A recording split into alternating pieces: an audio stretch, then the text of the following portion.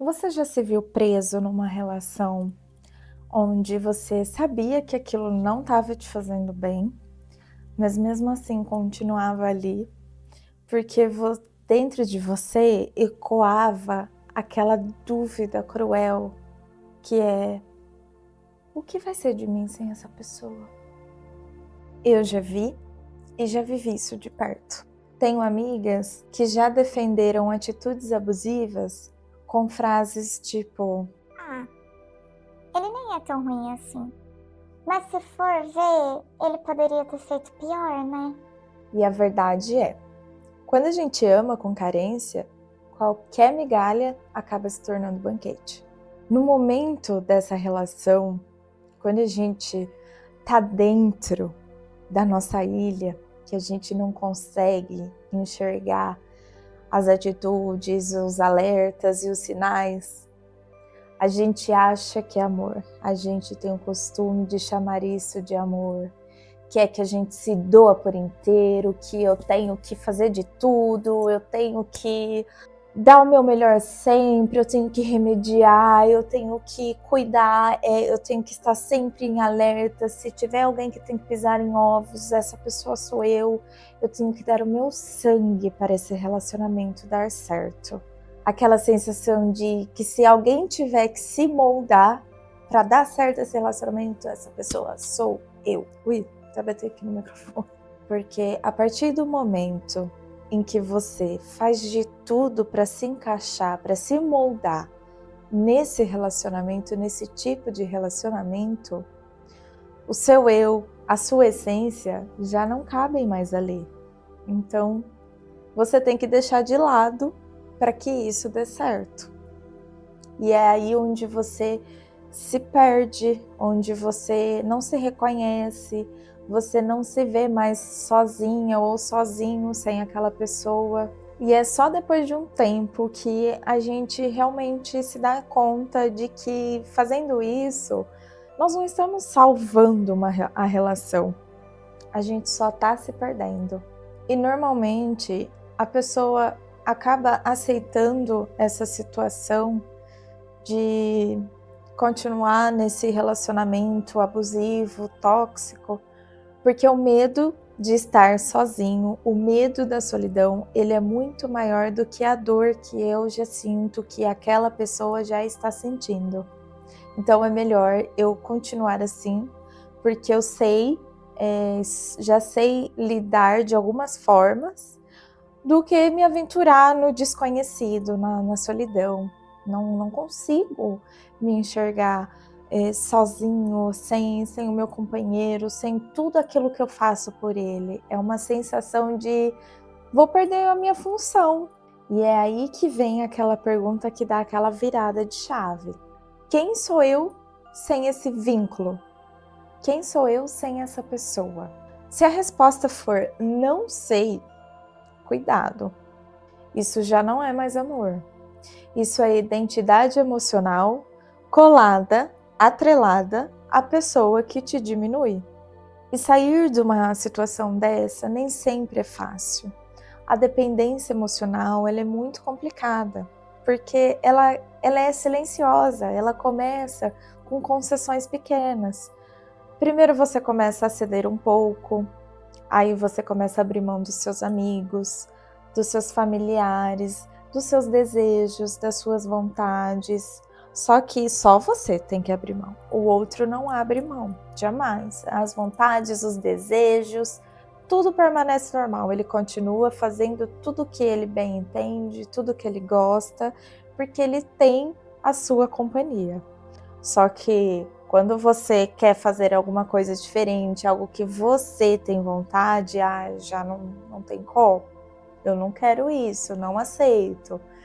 E aí você vai engolindo isso, você vai reprimindo isso, guardando para você seus desejos, suas vontades, suas frustrações no relacionamento, vai se diminuindo como mulher, como esposa, namorada.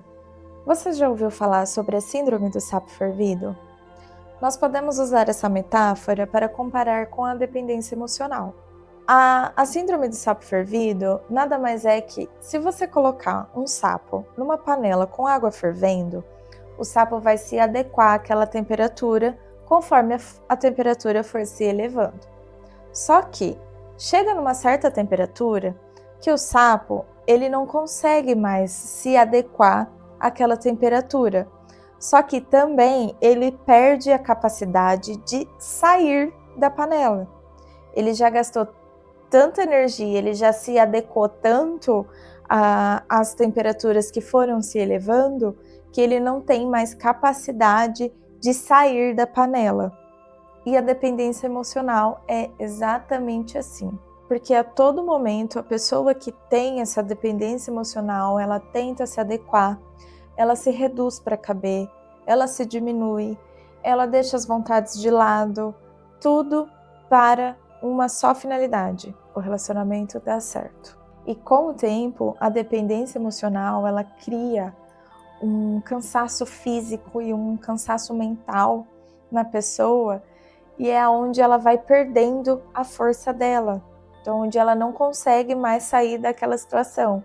Ela sabe que aquilo está machucando, ela sabe que ela não tem mais forças para continuar nessa lida, de se reduzir para caber, de fazer tudo o que tem que fazer, de pisar em ovos, lidar com frustrações sozinhas, porque você não consegue compartilhar isso com o parceiro, né? Ele não quer te escutar, na verdade, seja parceiro ou parceira. E esse cansaço é o que não deixa a gente sair da panela, não deixa a gente sair da nossa ilha e enxergar a real situação. Por isso que dá pra gente fazer essa comparação da dependência emocional com a síndrome do sapo fervido. E por mais difícil que seja e esteja a relação, a dependência emocional, a magnitude dela é tanta que faz a gente pensar e acreditar assim: é só uma fase, vai melhorar, vai dar certo, eu vou conseguir lidar com isso, ele nem é tão ruim assim, ou então, é melhor ficar numa situação dessa do que ficar sozinha. Ruim com ele, pior sem ele, ou ruim com ela, pior sem ela. E a pessoa que vivencia a dependência emocional, normalmente ela se agarra a pequenos gestos e acredita que aquilo é uma grande prova de amor. Como, por exemplo, hoje ele me deu bom dia, ele não tem costume de fazer isso, acho que vai dar certo, se continuar assim vai dar certo, se eu mudar vai dar certo. E essas pequenas atitudes de afeto e carinho que raramente acontecem, faz a pessoa se sentir maravilhosa, como se estivesse conseguindo mudar, transformar aquilo que ela tanto deseja, tanto almeja, tanto sonha no relacionamento. Mas não tem como compensar um pinguinho de afeto comparado a um oceano de dor, não é? E romper isso começa com um fato brutal: encarar os fatos sem florear, sem romantizar. Entregue, aceite, enxergue a culpa dele.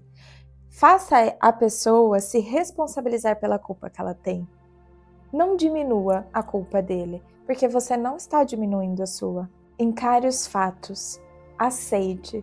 Por mais que isso te doa, você pode sim estar numa situação que te adoece. Quando você começar a perceber que a sua ausência, o seu eu, também é uma grande perda, você vai começar a se fortalecer. E se eu puder dar uma dica para quem está vivenciando essa dor no momento, não abandone o seu eu por medo de ser abandonado. Você vale muito, acredite nisso. É você quem deve estar no seu altar e não outra pessoa. Relacionamento é complemento, não é viver em função. Amor saudável é quando você consegue respirar e ainda assim escolhe ficar. Se você gostou desse conteúdo, curte e compartilha com alguém que esteja precisando ver isso no momento. Beijo e até a próxima.